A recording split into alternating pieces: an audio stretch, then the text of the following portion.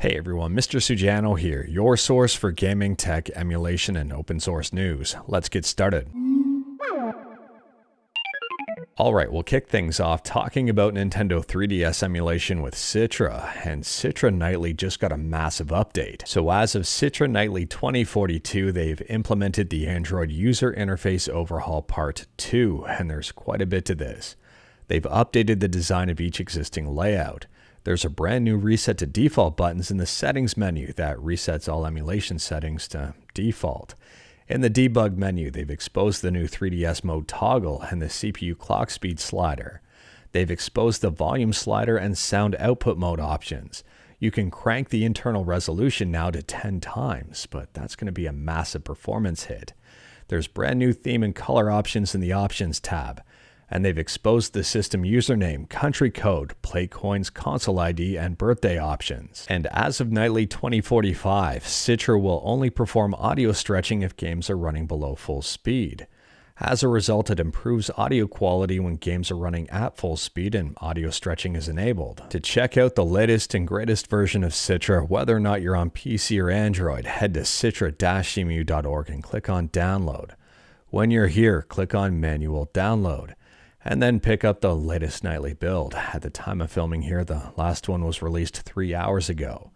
And you can pick it up for your platform of choice. Citra is 100% free, it's open source, and I highly recommend it. And speaking about recommending stuff, next up we're talking about PlayStation 3 emulation with RPCS3. And RPCS3 just got a few updates here that are great if you like to save states. Now, it's absolutely no secret that RPCS3 save states can take up quite a bit of space. They can range from a few hundred megabytes all the way up to a few gigabytes. And previously, we had talked about them implementing the initial RAM ventilation system, basically allowing the emulator to save some of those save states to disk as opposed to RAM. RPCS3 used to dump the entire save states to your system's RAM, which may or may not cause some RAM shortages, and that should hopefully not happen now. And they've been trying to optimize these save states even more.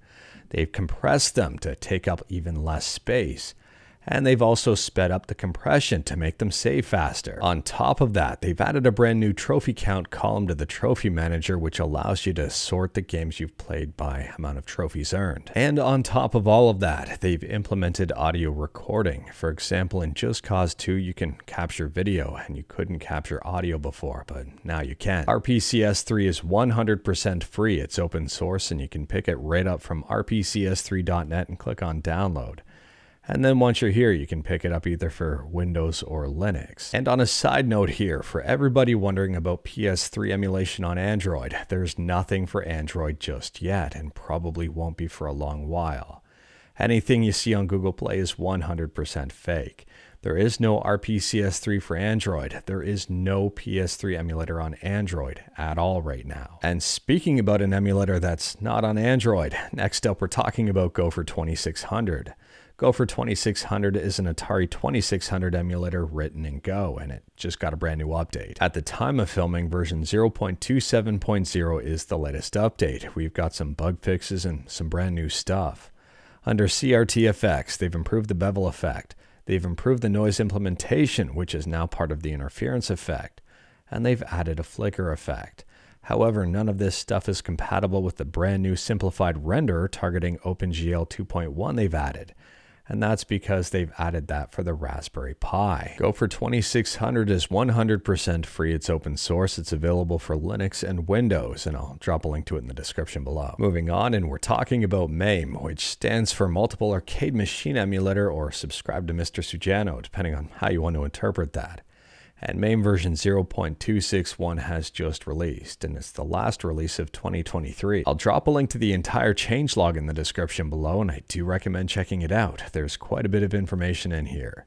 We've got 2 new consoles listed as working, LJN's video art from 1987, and Sega's advanced Picobina from 2005. I would argue that both of these consoles may not be the most fun out there, but at the same time they're pretty darn interesting, and it's pretty cool that MAME is able to emulate them. And on top of that, MAME's got a whole bunch of bug fixes, performance improvements, and optimizations. The development team doesn't seem to sleep. Moving on, and we're quickly talking about ROM hacks, and Reddit emulation is at it again. Previously they had a list for best NES ROM hacks, and then they had a list for best SNES ROM hacks, and now they've got a list for best N64 ROM hacks. These are just opinion, but at the same time their criteria is only extensive ROM hacks and lots of positive comments and reviews. I'll drop a link to this list in the description below, and I do recommend checking it out. They've got pictures here as well as links to the actual ROM hacks over on romhacking.net. And soon enough, the list will be updated to have descriptions of each individual game. And speaking about individual game, next up we're talking about a brand new game for Game Boy. It's called The Melting Apartment. It's a horror game, and it is 100% free. You can find it on itch.io, you can play it in your browser, or you can play it right in an emulator. Interestingly enough, The Melting Apartment has multiple endings. If you wanted to see it in action, I'll drop a link to this YouTube video in the description below, and feel free to check it out. And speaking about checking stuff out, check out RGT85's video about the Game Awards and Geoff Keighley. RGT85 is not happy, and arguably rightfully so. The other day, Geoff Keighley was asked about Dave the Diver being included in the indie game category for the Game Awards. Interestingly enough, as far as I know, of all places, Kotaku was the first to spot Geoff's answer in the Twitch broadcast for the live Q&A. I'll drop a link to this article in the description below, and I do recommend checking it out. I've been saying that a lot this video. Anyways, here Geoff gave a very interesting answer as to why Dave the Diver was included, considering it is, well, it was kind of developed by a small studio, but that small studio is owned and funded by a much bigger company, billions of dollars worth of company. So if we want to go down the rabbit hole on this one, or rather just take a quick peek into it, I don't think that Dave the Diver is an indie game. The employees of the smaller company that made Dave the Diver are technically employees of the much larger multi-billion-dollar company. And to me, that kind of completely takes it out of the category, but that doesn't matter. What matters is Geoff's definition, and Geoff really didn't define what the category was, which doesn't make any sense. I mean, you'd think there'd be clearly laid out criteria for each individual category at the Game Awards, or else how would you nominate each individual game for an award? Geoff's answer raised more questions than answers. He kind of waffled all over the place and didn't answer the question directly. And if we take a look at the best independent game right on the Game Awards website, it says for outstanding creative and technical achievement in a game made outside the traditional publisher system. And Dave the Diver, although it's a fantastic game, doesn't really fit this mold. In fairness though, on the community tab on this YouTube page, I ran a poll a few months back asking if Baldur's Gate 3 was classified as an indie or AAA game. And the overwhelming response here was AAA, with a whole bunch of very interesting feedback.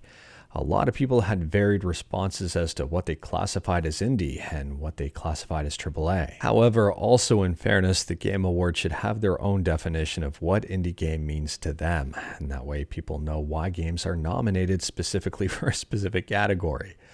Anyways, here, let me know your thoughts about this one in the comments below. I don't really care too much about the Game Awards. I care more about the game announcements, so I really don't care who wins. And speaking about new games, next up we're talking about Dragon's Dogma 2 from Capcom.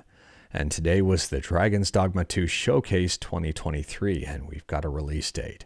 This game will be releasing on March 24th, 2024, so set your calendars. But there is one big thing here. No surprise, this game will feature Denuvo. Everybody knows Capcom's stance on modding and how they think it's the exact same thing as cheating. Moving on, and next up we're quickly talking about some Linux, and the first thing on the menu here is Linux kernel 6.5.13.